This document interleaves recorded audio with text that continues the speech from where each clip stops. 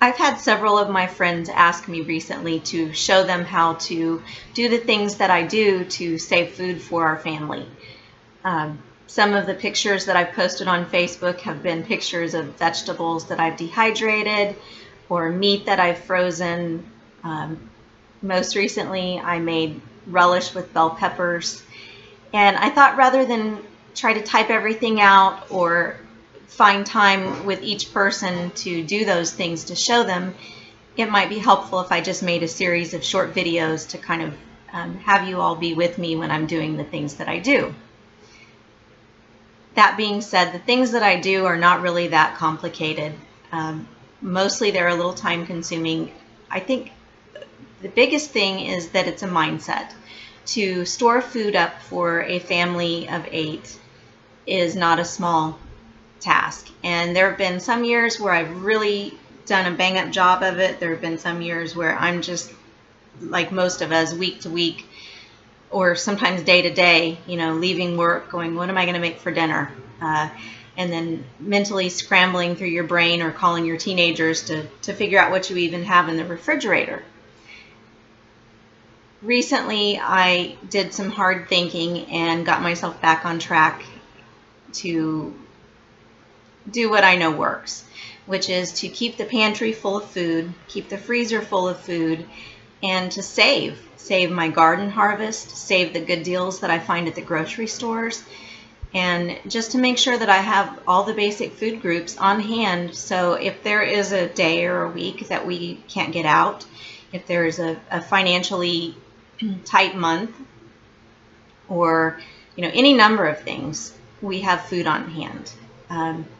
I know a lot of people get really excited thinking about prepping for an apocalypse or the end times or whatever could happen, and all of those things, well, maybe not the zombie apocalypse, but all of those other things are a possibility.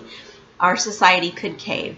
We could have our food supply disrupted, contaminated. Prices could go through the roof. I could go on, but what about the little things? What about a power outage? What about something happens with a paycheck, or you have, your car breaks down? Any number of things. I think it's just smart to have food on hand. And so I got refocused on that recently, and I started really looking for deals, good deals. I've shared some of them on Facebook. I get so stinking excited. I know it's silly, but it's such a challenge. It's really fun to me. And I also have a garden growing, which you've probably seen some of the pictures. I'm actually a little behind schedule because I almost didn't plant one this year. I thought the bugs would be horrific and that it was just going to be too much trouble. I know. I can't believe I was even thinking that way. I know better. But until the garden's ready, I just decided that I was going to do what I would do anyway if the garden was producing already, which is to preserve food. And I want to talk about just some things to have on hand if you would like to do this that are helpful. You don't have to have all of them. I have a food saver that I bought. It's called the Game Saver Deluxe. And I chose it. I'm going to show it to you here. I chose it because it was a really good price. It's like $119 on Amazon. It's actually probably a little sturdier than the regular food saver. From all of the reviews, it sounds like it's more industrial than the others.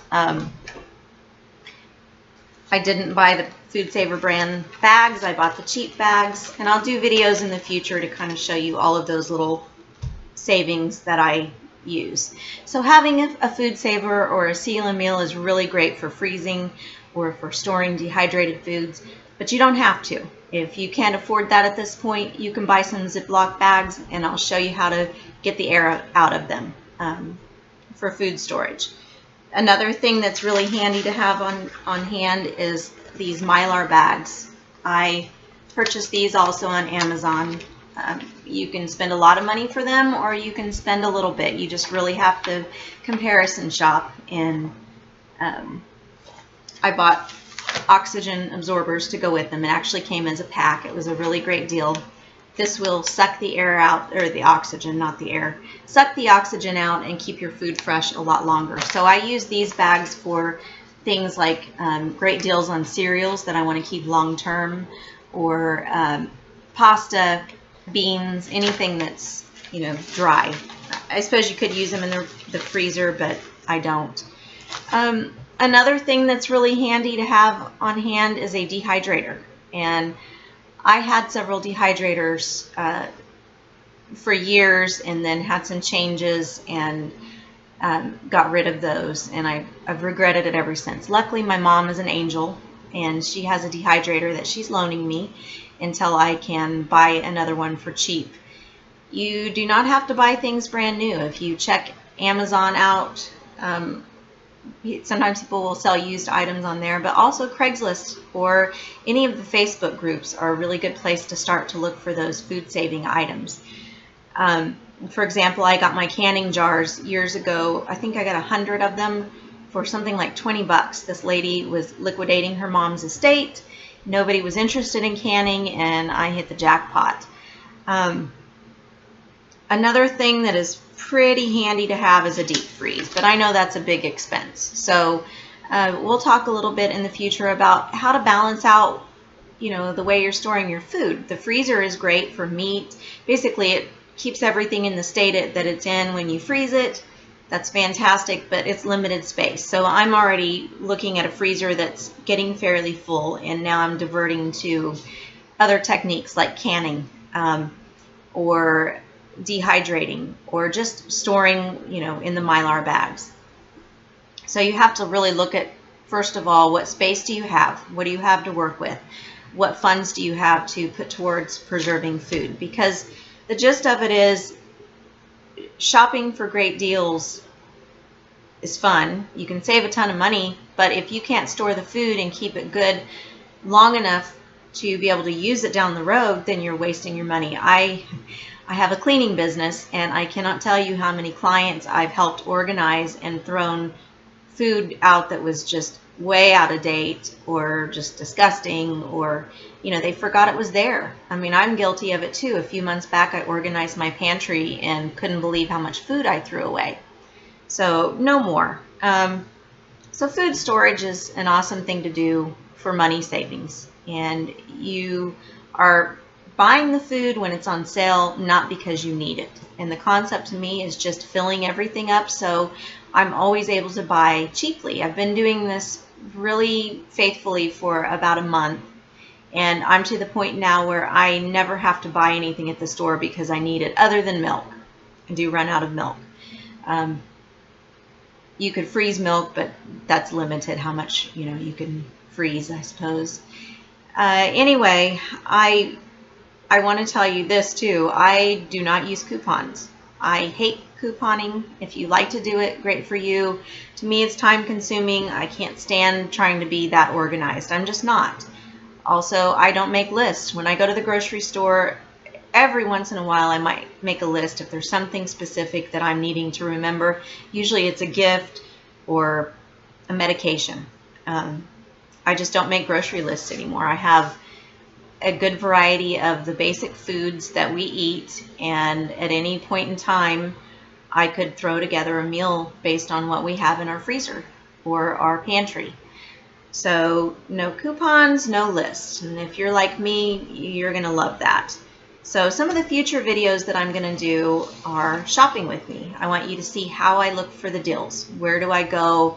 What is the order of the way that I shop? Some of you might already be doing that. That's great. But that will be the first step, because that's where we start, is buying the food. The second, and these may not be in this order, the first one will be the shopping video. But from there on out, I'm going to cover freezing food. It's not just as simple as throwing it in a bag in the freezer. It will get frostbite if you don't do certain things to it. Dehydrating foods. Different foods have different temperatures. It's super easy, but if you don't do it right, again, you can have food that spoils, and you've wasted your, not only your money, but your time. I'll show you how to can, pickle. Pretty much you can pickle just about anything. So, you know, I don't know if that's the German in me or what, but pickling is a sure thing if you don't know what else to do with the food.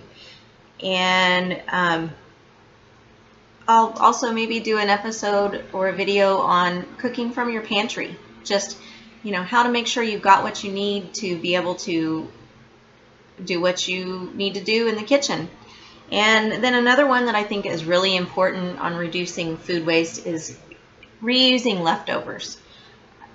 You know, and our refrigerator does look like this too at times, but there's so many times I, you know, open a refrigerator at a friend's house, a client's house. Probably your house is the same sometimes unless you're organized, which I'm not. You open the refrigerator and there's tons of containers with food that was really good, but now it's 2-3 days old. Nobody really knows what's in it, or they don't want to eat it because they just had it. And, you know, even if you freeze it, maybe they don't want to eat it the same way that you made it the first time. So I'll go over some creative ideas of ways to reuse everything so you're not wasting anything. I think the thing that I'd like to finish this video with is maybe a little bit of homework if you're serious about wanting to learn how to do this. Take some time to figure out what food you eat. And I'm not asking you to make a huge list or anything like that.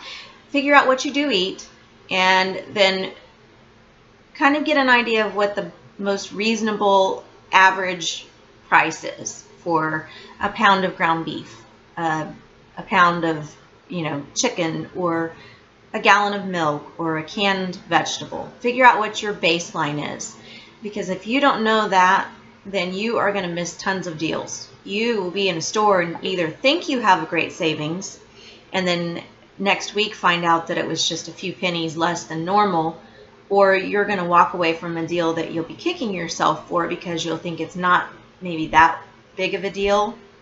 And so you have to kind of know what the average cost is, or what is considered, you know, a normal bottom line price.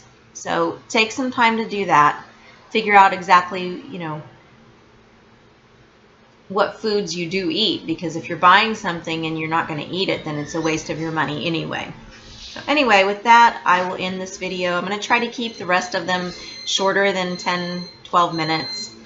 I like to talk a lot, so thank you, and we'll go over some things in the future.